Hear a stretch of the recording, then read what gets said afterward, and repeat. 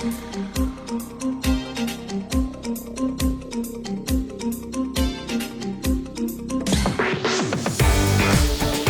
Valencia Club de Fútbol yo creo que todos nos conoce, jugamos en un estadio que se llama Mestalla, que tiene ya 100 años, jugamos cada 2 domingos partidos de fútbol. Entonces eso es con lo que la gente se queda, pero la verdad es que hacemos muchas más cosas, o sea, también vendemos camisetas, también vendemos comida y bebida los días del partido, entradas, tenemos un tour, entonces son muchísimas más cosas más allá de lo que la gente ve, ¿no? La información está como esparcida por ahí, ¿no? Tenemos muchos datos, al final nuestro gran reto es el de juntar estos datos, hacer que cobren sentido. Pero sí que buscamos algo que fuera muy sencillo para interpretar a la gente que no disponía apenas tiempo. Queríamos simplificar el proceso para que los responsables de negocio pues dedicaran el menor tiempo posible y a la vez, echando un vistazo rápido, pudieran averiguar qué información era relevante e importante.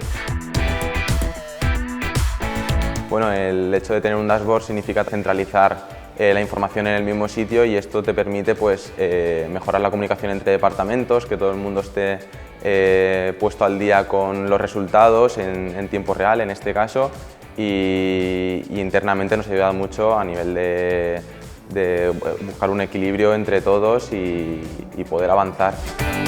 El mayor cambio es apreciar que los departamentos empiezan a ver que los datos pueden ser un aliado, que una buena representación de los datos puede facilitar la toma de decisiones y que esas decisiones a veces, aunque parezcan insignificantes, puedan tener una gran repercusión.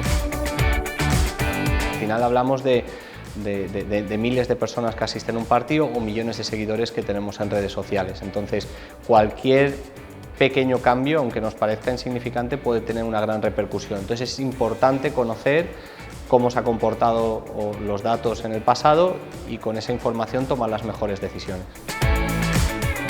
A ver, el análisis de datos es muy importante en un club bueno, en este caso el Valencia Club de Fútbol. Creemos que tiene un potencial increíble y al final esto es el futuro. El análisis de datos lo que va a hacer es favorecer al aficionado, haciendo un mayor engagement y sabiendo nosotros qué necesidades tienen ellos y si está dentro de nuestra mano, pues facilitársela.